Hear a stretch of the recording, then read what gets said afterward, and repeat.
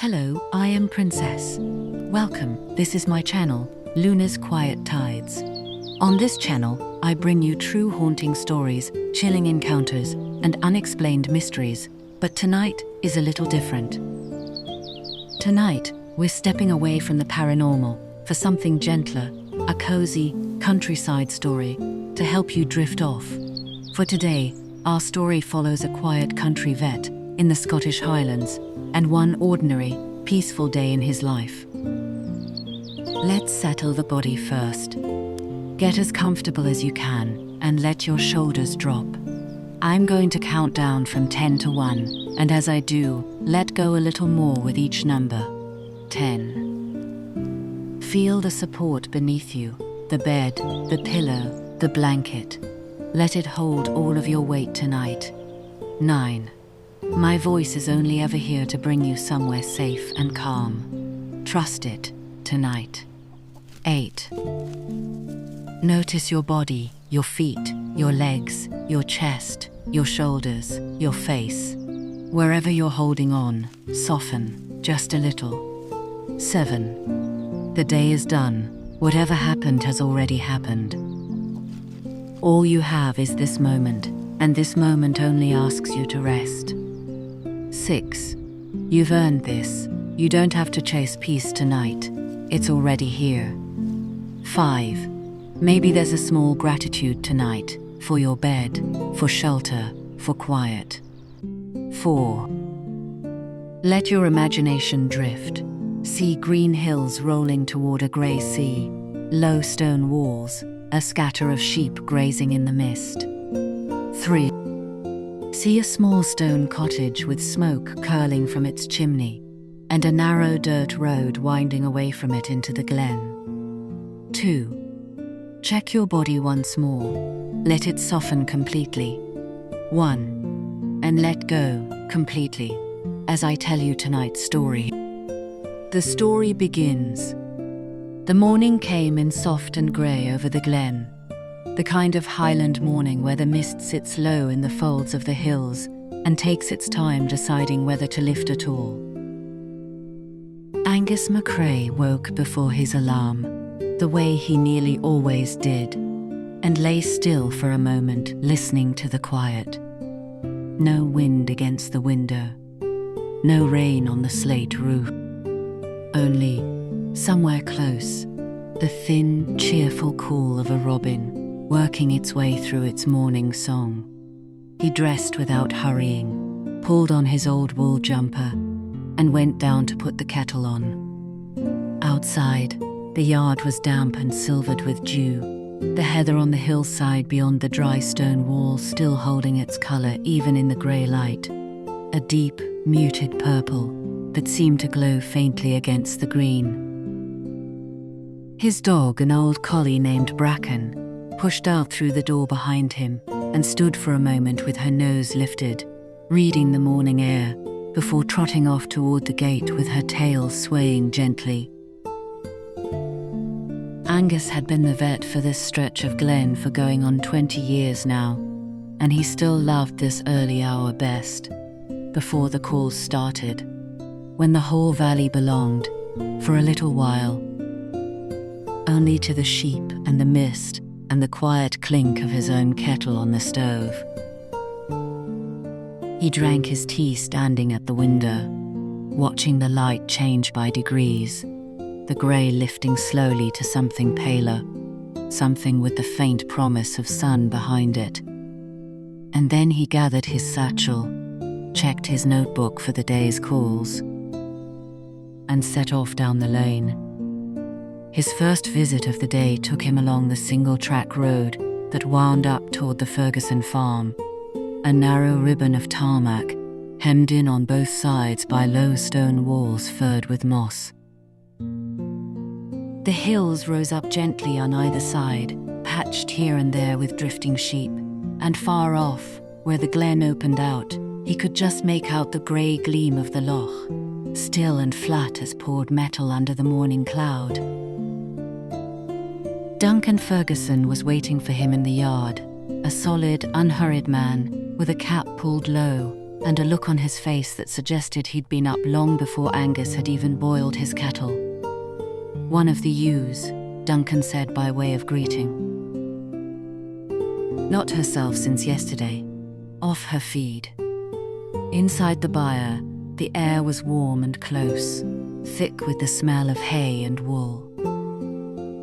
The ewe stood a little apart from the others, patient and mild-eyed, and Angus crouched beside her and spoke to her softly as he worked, the way he always did, more out of old habit than any real belief the animal understood the words.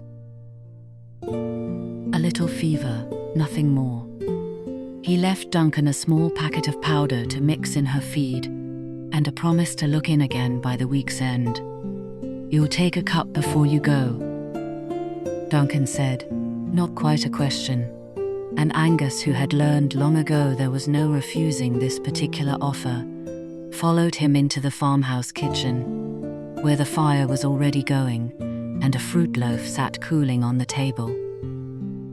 And they talked for a while, of small things, the price of wool, a neighbour's new tractor, nothing that mattered very much, and everything that made up the shape of a life. The second call of the morning was further along the glen, at a small holding tucked beneath a stand of old rowan trees, where a young couple named Iona and Robbie kept a modest flock and a handful of Highland cattle. Their coats shaggy and russet, and soft-looking even in the grey light.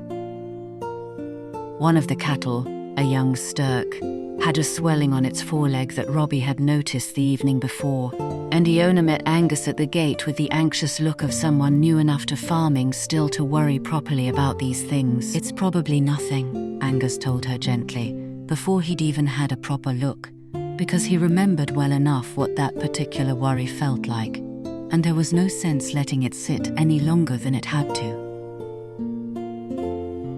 He examined the leg with careful hands, found a small abscess beginning to form, likely from a scrape against the fence wire, and cleaned and treated it there in the field, while the stirk shifted and blinked and bore the whole procedure with placid, cattled, and flicked darkness. Uncomprehending patience. "Keep an eye on it," he said, packing his things away. "But I'd say he'll be right in a few days." Robbie thanked him with the particular gratitude of someone still learning how much there was to know, and Iona pressed a jar of her own bramble jam into his hands before he left, insisting he take it home to Morag. By midday the mist had lifted properly, and the glen lay open and bright under a pale, high sun, the hills a rich patchwork of green and brown and heather purple, all the way down to the water. Angus took the long way to his next call, the way he often did on a fine day, along the road that ran above the loch, where if you stopped the car and stood at the wall, you could see the whole valley laid out below, the water catching the light in long silver bands, and somewhere far across it, the dark, humped shape of the old ruined broch on its island, standing as it had stood for 1,000 years and more. He stood there a while, his hands in his coat pockets, and thought, as he often did in such moments, that he had ended up exactly where he was meant to be. Not a grand life, not one that history would remember, but a good one. Useful and quiet, and rooted in this particular beautiful place. A pair of curlews called somewhere out over the water, their long falling cries carrying easily across the still air, and then they were gone, and the glen settled back into its usual patient silence. His third call took him up a steep, rutted track to Ailsa Munro's small holding, set high on the hillside with a view clear down the length of the glen. Ailsa was well past 70, sharp-eyed and stubborn, and kept a small flock of hens and 2 elderly ponies who had long since retired from any real work, and now spent their days doing little more than grazing, and in Ailsa's words, getting fatter and lazier by the week.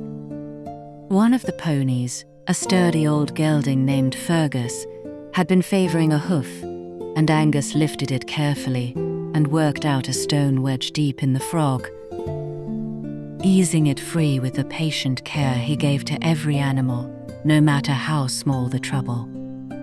"There now, you great lump," Ailsa said to the pony, not unkindly, once Angus had finished. And Fergus flicked an ear at her and went back to copping the grass as though nothing at all had happened.